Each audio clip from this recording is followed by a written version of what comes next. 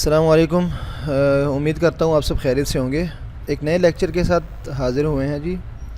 تو پچھلی لیکچر میں ہم نے بیس فارم پڑھا تھا، بیر انفینیٹیو پڑھا تھا کہ کیا ہوتے ہیں اور کیا نہیں ہوتے۔ بٹ پڑھا تھا کہ بٹ کے بعد ہمیشہ ورب کی فرسٹ فارم یوز ہوتی ہے، اس میں کبھی بھی second, third, fourth, fifth form of verb جو ہے وہ یوز نہیں ہوتی۔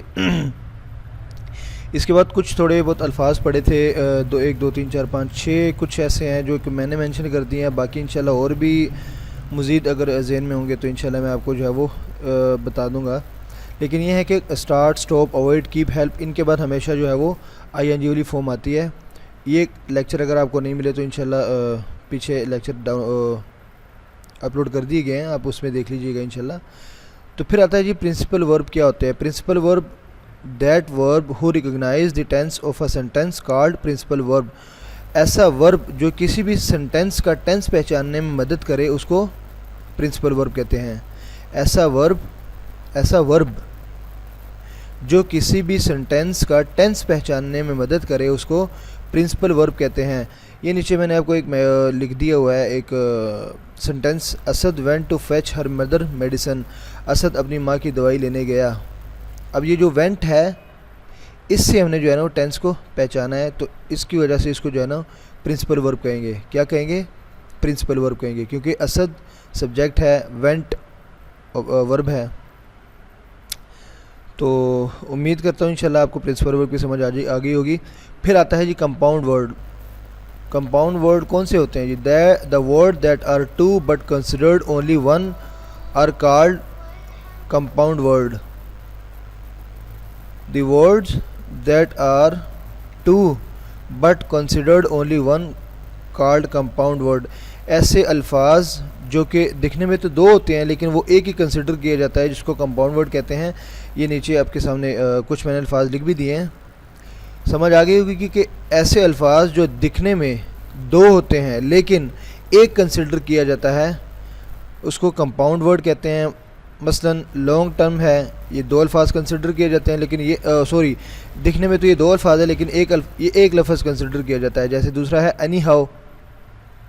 پھر آتا ہے آفٹر برتھ، یہ بھی دو الفاظ دیکھنے میں آتے ہیں کہ یار یہ دو الفاظ ہے لیکن یہ ایک الفاظ کنسیڈر کیا جاتا ہے۔ چیک ان، تلاشی لینا یا کچھ بھی۔ سن فلاور ہے، ناؤ اڈیز ہے، مدر ان لا ہے، مین وائل ہے، گڈ بائے، اکثر یوز کرتے ہیں بھائی گڈ بائے۔ یہ حالانکہ ایک لفظ ہے، دکھنے میں دو ہیں لیکن کنسیڈر ایک کیا جاتا ہے۔ اسی طرح آتا ہے جی بک ورم، کتابی کیڑا۔ دو الفاظ دکھنے میں آتے ہیں لیکن گرامر کی روح سے، انگلش گرامر کی روح سے اس کو ہم ایک لفظ کنسیڈر کرتے ہیں۔ پھر آتا ہے جی ایئر کرافٹ۔ تو یہ جو ہے یہ الفاظ یہ آپ کے کہلاتے ہیں کمپاؤنڈ ورڈ۔ تو انشاءاللہ اس کی بھی آپ کو سمجھ آ گئی ہوگی۔ میں آپ کو تھوڑا سا جو بتاتا ہوں۔ پھر آتا ہے جی بی فیملی۔ بی فیملی کو ایگزیلری ورب بھی کہتے ہیں۔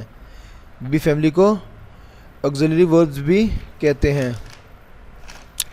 تو اس میں آپ کا ہے جی از، ایم، آر، واز، ور، بین، یہ سارے بی فیملی کہلاتے ہیں۔ کیا کہلاتے ہیں جی؟ یہ بی فیملی کہلاتے ہیں۔ Be family is am, M, آر، یہ جو ہے نا یہ تمام الفاظ کنٹینیوس ٹینس میں یوز ہوتے ہیں۔ Is, M, are, was, were, been are never followed by first and second form of ورب۔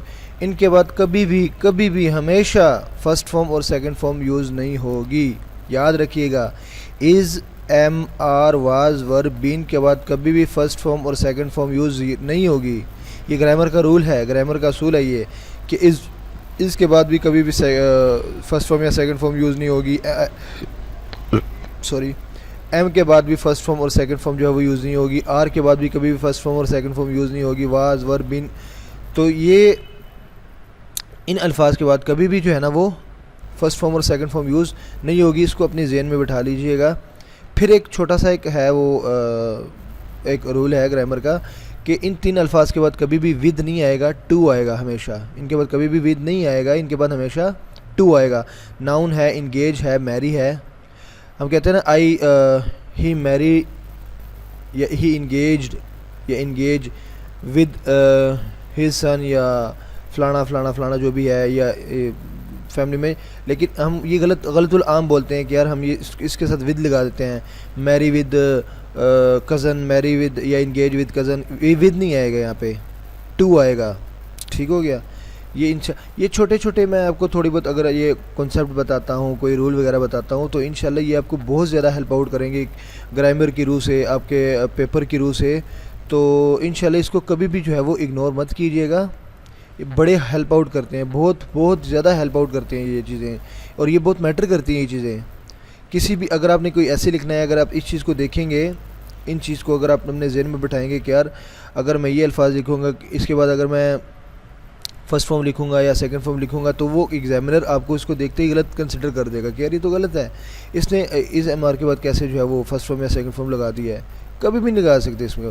اس کے بعد ہمیشہ آئی این جی والی فارم آ سکتی ہے, تھرڈ فارم آ سکتی ہے, ای ڈی والی فورتھ فارم آ سکتی ہے, تو ففتھ فارم آ سکتی ہے, لیکن فرسٹ اور سیکنڈ کبھی بھی نہیں آئے گی.